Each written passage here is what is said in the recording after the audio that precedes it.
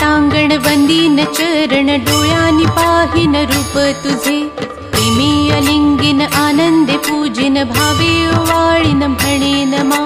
त्वमेव माता पिता त्वमेव त्वमेव बन्धुच सखा त्वमेव त्वमेव विद्या द्रविडं त्वमेव त्वमेव सर्वं मम देव देव कायेन वाचा मनसेन्द्रियैर्वा बुद्ध्यात्मना वा प्रकृति स्वभावात् करोमि यज्ञत् सकलं परस्मै नारायणायति समर्पयामि अच्युतं केशवं रामनारायणं कृष्णदामोदरं वासुदेवं हरि श्रीधरं माधवं गोपिकावल्लभं जानकीनायकं रामचन्द्रं भजे हरे राम